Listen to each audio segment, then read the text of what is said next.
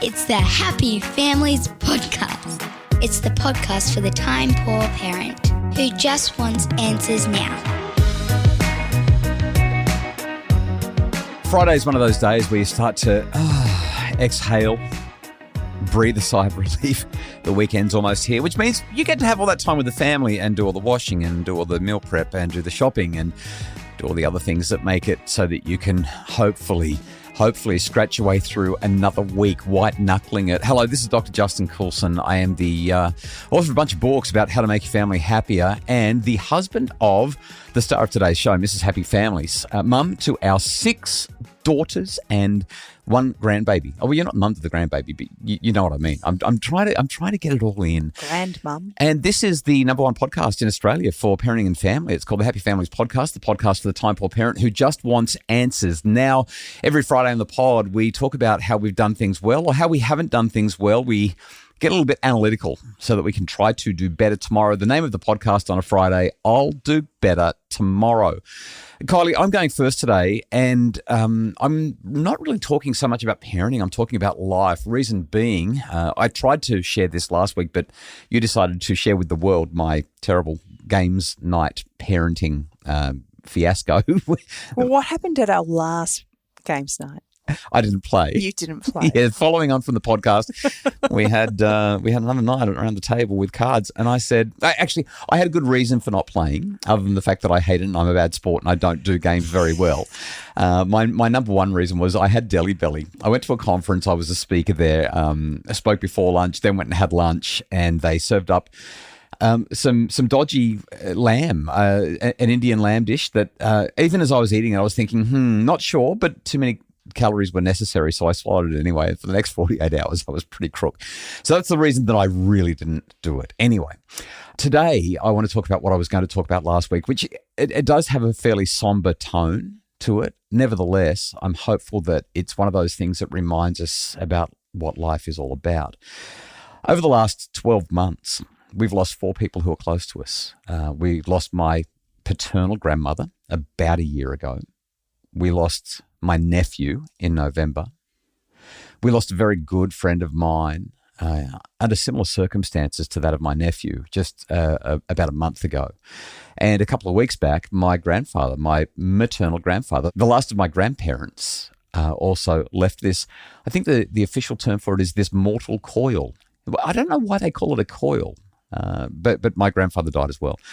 And you look at our kids' lives and just how richly blessed they've been, because not only do they have living grandparents, Chanel's nearly 25 and she's had great grandparents all the way through in her life. And has facilitated connection. I mean, it's been really, really nice. But with the loss of so many people who really do matter to me, it's been cause for a lot of reflection. And in my I'll Do Better Tomorrow, I want to emphasize one core concept, and that is that a good death can only come after a good life. I get a little bit weepy thinking about it. So terror management theory, I want to get psychological and scientific for a moment so I don't get too emotional. Terror management theory argues, at least in part, that if you cling to life, which is like we all live with this existential dread. We all know that we're going to die one day, and most of us just pretend that it's not going to happen. But they argue in this theory that if you cling to life, you don't really live. But if you cling to death, you really do live. In other words, the more you maintain a remembrance of your mortality and the fact that you will die, the more likely it is that you will treasure every moment. The great paradox, you manage the reality that you're going to die well and you'll live fully. Does that make sense? Yeah, it does. It does. But like you said, it's a bit somber, isn't it? It kind of is. But I think really at the crux of what they're saying is in the face of death, you're going to gravitate to your core worldview more fully. You're going to focus on living your values out the very best that you can. The more you focus on and reflect on and recognize the terminal nature of life. Like we're all going to end up 6 foot under or scattered somewhere in the beautiful ocean or mountaintop or something like that. We don't, oh gosh, I'm going to get a little bit sentimental for a second. We don't count the days, we make the days count. And as I reflect on everything that's occurred in the last 12 months, my main I'll Do Better Tomorrow idea is just that other people matter. when we remember that we're going to die, we invest more fully in life. And the last year has been a constant reminder that this is what life does to us. It causes us to have these moments, and it's hard. And yet it's through the hard stuff. It's through the adversity and the affliction and the challenge and the difficulty that we live more fully and have much more rich lives. I spent the weekend with my sisters recently, and while we were out walking, there was a couple of tourists who asked if I could take their photo, and then we continued to have maybe a 5 to 7 minute conversation about what they might do in the area. They only had a few hours, and they were just kind of, really interested to make the most of it. And when I finally came back to my sisters, they said, "So are they coming for lunch?"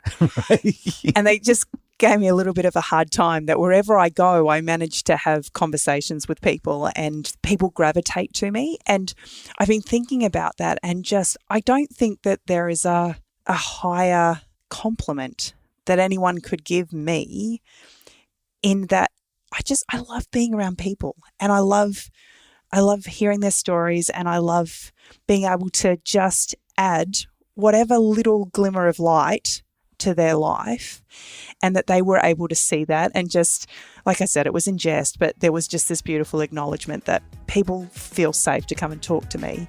And it just added an extra bounce to my step through the day. You get to enjoy people. Yeah, putting yourself out there and inviting others in. It's so enriching. Other people matter.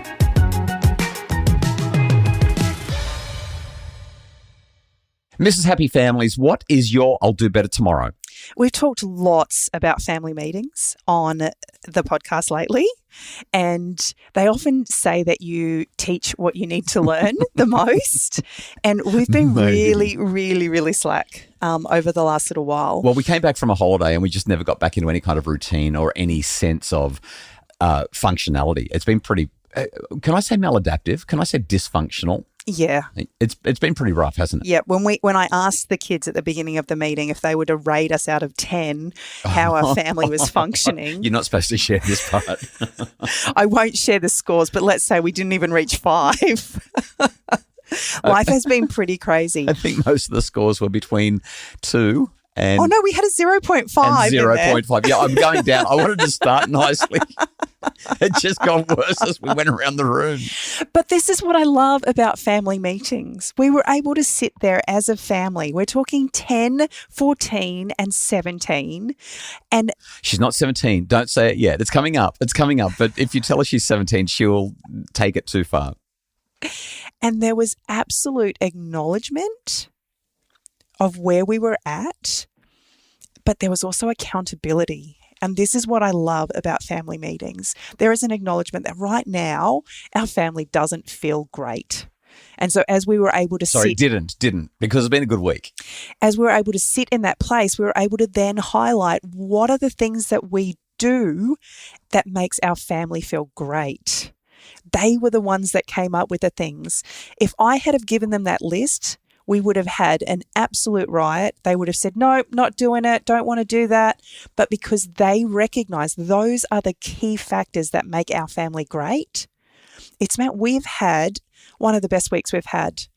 One of the decisions we made, this is huge. One of the decisions we made was that we're not moving our bodies as much as we would like to. I thought you were going to say that we're getting rid of all of our subscriptions. That was another big decision. And they bought into it. Sorry, I know the moving your body thing is a big deal here, but when you sit down with the kids and say, what are you noticing? Let's get your feedback. And then the conversation organically moves to, we've got problems with screens. And then the children, well, they didn't suggest it, are receptive to parents saying, let's cut off the subscriptions and reduce our screen usage. In what world does that happen with teenagers? We've always had a rule that we don't have phones in the bedroom, but over time, phones have become the alarm clock, or they're talking to their friends or whatever, and so from time to time they slip up.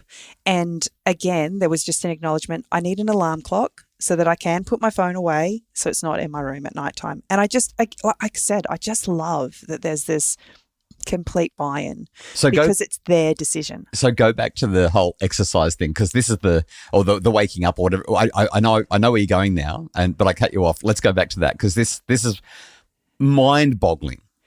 So you get up at about 4:45 Ish, yep. and you go for a bike ride. Horrible. And because of homeschooling, the younger girls haven't really had a wake-up time or even a bedtime, so to speak. We've just been kind of going through the motions and falling where we fall, which has meant this has been really, really challenging. So we sat down and we talked to them about the fact that we're not moving our body as much as we should and how might we change that. And one of the things that I love doing since we've moved to the coast is going for an early morning walk. So a few weeks ago, I took Emily with me, but she wore her roller skates. She doesn't want to walk with me, but she's really happy to roller skate. So the decision was made that Lily would walk the dog, Emily would roller skate, which in turn forces me to walk much faster than I would walk on my own. I love it. And that we would do that, and I would wake them at 5:50. We're right in the middle of winter. Like this is a 10-year-old and a 14-year-old. In fairness, it's a Sunshine Coast winter. It's not like we're in Canberra or Melbourne. It's still cold. It is. It's still cold and it's still dark. And can I tell you, when I woke them up on day one, as soon as the light went on in the hallway and I opened Lily's door, her eyes popped open and she jumped up. This is unheard of. It really is. This is unheard of. But they chose it. This is the thing. In the family meeting, they chose it. We didn't force it on them. We just said we need to move our bodies, and we brainstormed and worked on solutions until everyone came up with something that they could buy into and get on board with. And then when I went into Emily, this is huge for Emily. I mean, 10 years of age and we're waking up just before 6 o'clock. She looked at me and she said, "Mummy, I'm still really tired." And I said, "That's okay. Would you like to sleep in this morning?" And she said, "No." So jumped good. out of bed, found her roller skates, jumped in the car. By the time I did the school drop-off, 9 a.m., the house is reset because the kids have now got their jobs that they do while I'm gone. We've had family devotion. We've exercised, fed and walked the dog. And our day's ready to start. Boom. And I can't emphasize this enough. The buy-in that comes from family meetings when everybody takes accountability for the part they play in how our family feels and functions is life-changing. Our family meetings episode was just a couple of weeks ago. We'll link to it in the show notes. It's worth scrolling back for and finding, working through it. Now, one quick thing, because our family was such a mess, we took several hours to have this one. This was an all-day event. And we preempted it by letting the girls know that it was going to be a long one and to buckle in and get ready. We put together meal lists. I mean, we did a lot, but the difference across week one, enthusiasm is still there. Emily's had a sleep in a couple of mornings. She hasn't come with us every morning, but we're not looking for perfection. We're leagues ahead of where we progress. were because we've all got buy-in. Great story. So glad you shared that. Hopefully you've gotten some pearls of wisdom, or at least some ideas to make your family happier and to do better tomorrow as you've listened today. Thank you so much for choosing to spend your time with us. We just love that you're here. We love that you want to listen to something that we think will make a big difference in your family. The Happy Families podcast is produced by Justin Rulon from Bridge Media. We hope you have a wonderful, wonderful weekend. If you would like to know how to make your family happier, check out our Happy Families memberships. All the details are at happyfamilies.com.au. There's stuff for you to do with the kids. There's stuff specifically for the kids. And of course, there's all the parenting help that you could possibly need. It's all there. happyfamilies.com.au. On Monday, we're going to talk about risky play, what it is and what benefits it has for kids.